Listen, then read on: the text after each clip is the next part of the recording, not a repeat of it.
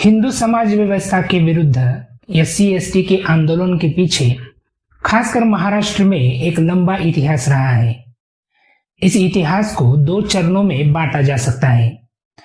प्रथम चरण में याचिकाओं और प्रतिरोधों का जोर था। दूसरे चरण में स्थापित हिंदू व्यवस्था के विरुद्ध सीधी कार्यवाही के रूप में खुला विद्रोह था। यह परिवर्तन 2 परिस्थितियों के कारण आया। एक तो इस अनुभूति के कारण आया कि याचिकाएं और प्रतिरोध हिंदुओं पर प्रभाव नहीं डाल सके। दूसरा कारण यह था कि सरकारों ने यह ऐलान कर दिया कि सभी सार्वजनिक सुविधाएं और सार्वजनिक संस्थाएं SC/ST समेत सभी के लिए खुली हो। और उनके साथ साथ ब्रिटिश भारत का कानून SC/ST को भी कुछ अधिकार देता है।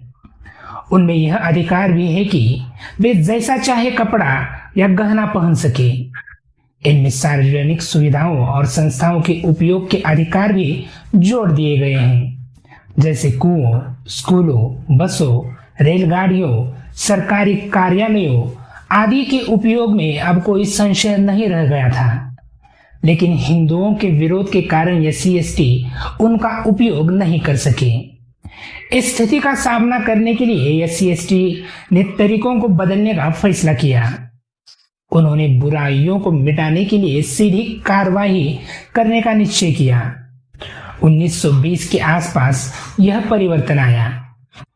सीधी कार्यवाही के प्रयासों में से केवल कुछ का उल्लेख किया जा सकता है।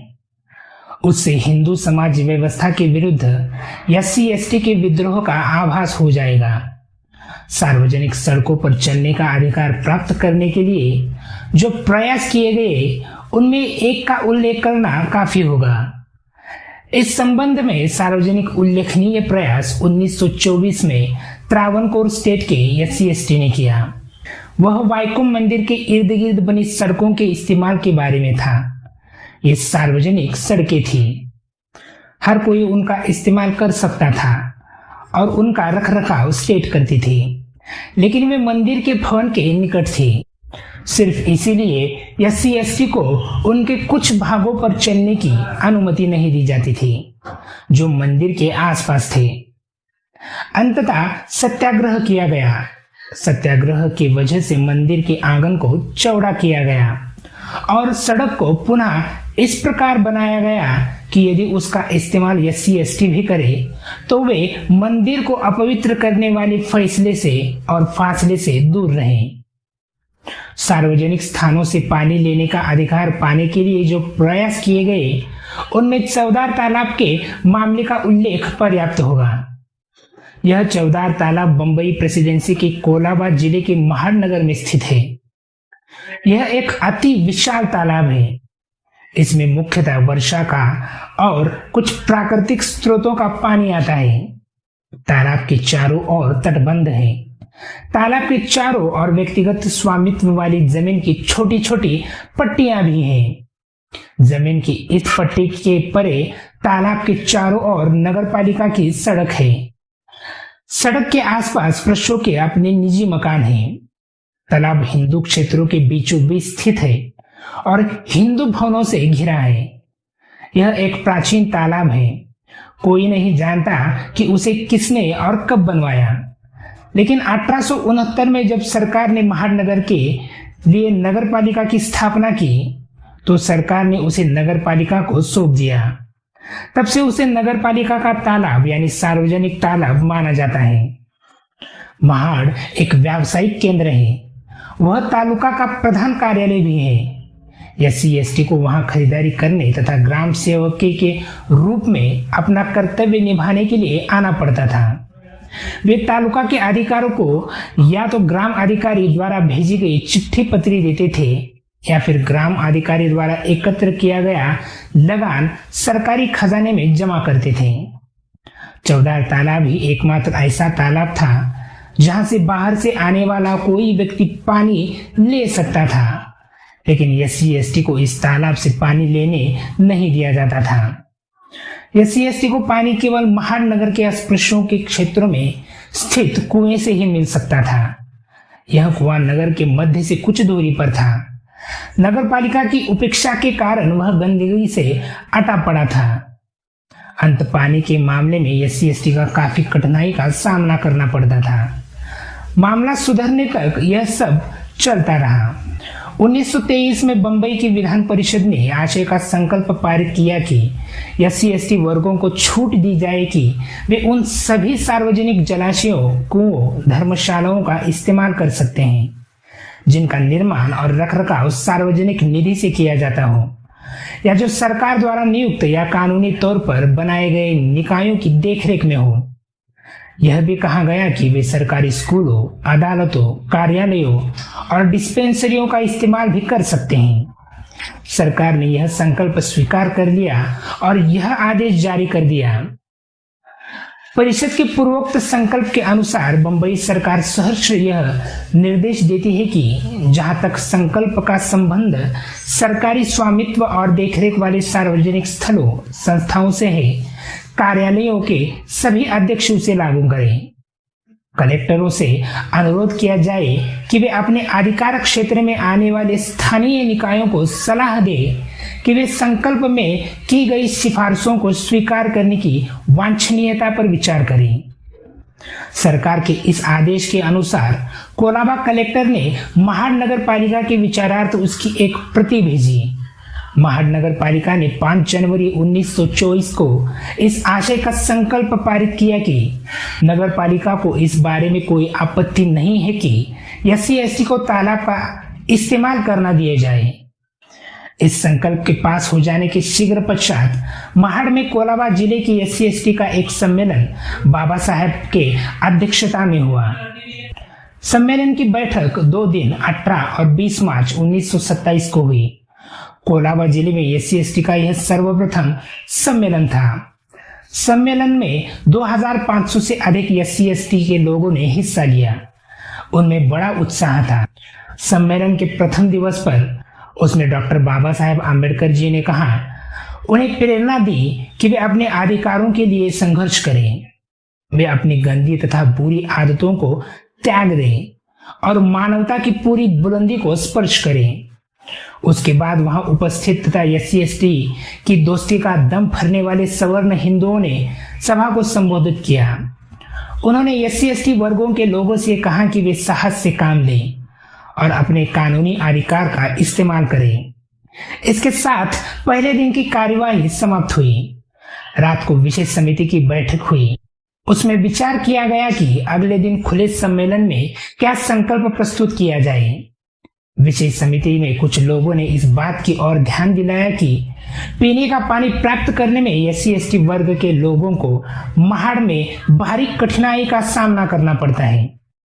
खासकर यह कठिनाई सम्मेलन की स्वागत समिति के सदस्यों ने अनुभव की होगी। उन्हें सम्मेलन में भाग लेने वाले के लिए पर्याप्त मात्रा में पानी मांगने के लिए सवर्ण हिंदुओं को लगाना पड़ा और 15 रुपये की विपुल राशि खर्च करनी पड़ी। अगले दिन 20 तारीख को सुबह 9 बजे सम्मेलन की बैठक हुई। उसमें विशेष समिति द्वारा तय संकल्प प्रस्तुत किए गए। सम्मेलन ने उन्हें पास कर दिया। इसमें कुल मिलाकर कोई 3 घंटे लगे। अंत में बाबा साहेब के एक सहयोगी ने अध्यक्ष तथा सम्मेलन को सफल बनाने वाले अन्य लोगों के प्रति धन्यवाद का प्रस्ताव प्रस्तुत करते हुए जल प्राप्ति की कठिनाई के प्रश्न का उल्लेख का प्रस्ताव उपस्थित SC/ST वर्ग के लोगों को प्रोत्साहित किया कि वे चौदार तालाब पर जाकर पानी लेने का अधिकार इस्तेमाल करें। खासकर उस स्थिति में जबकि नगर पालिका ने अपने संकल्प द्वारा घोषणा कर दी है कि वह SC/ST के लिए खुल गया है और उनके हिंदू मित्रों की मदद करने को तैयार हैं। जिन हिंदुओं ने उन्हें प्रोत्साहित किया था कि वे निर्भय होकर अपने अधिकारों का इस्तेमाल करने लगे, उन्होंने तत्काल अनुभव किया कि यह तो विस्फोटक स्थिति पैदा हो गई है और वे तुरंत भाग खड़े हुए। लेकिन SC/ST पर इसका भिन्न प्रभाव पड़ा। इस ललकार से तो उनकी रगों में जैसे बिजली दौड़ पड़ी। वे एकजुट होकर खड़े हो गए और बाबा साहेब तथा बाबा साहेब के सहयोगियों के नेतृत्व में 2500 SC/ST वर्ग के लोगों के जत्थे ने मुख्य सड़कों पर जुलूस निकाला। यह समाचार तेजी से फैल गया और जुलूस देखने के लिए सड़कों पर लोगों की भीड़ जमा हो गई। नगर के हिंदुओं ने यह दृश्य देखा, वे अवाक रह गए। उनके लिए एक अभूतपूर्व दृश्य था। कुछ क्षणों के लिए तो लगा कि वे स्तब्ध रह गए थे।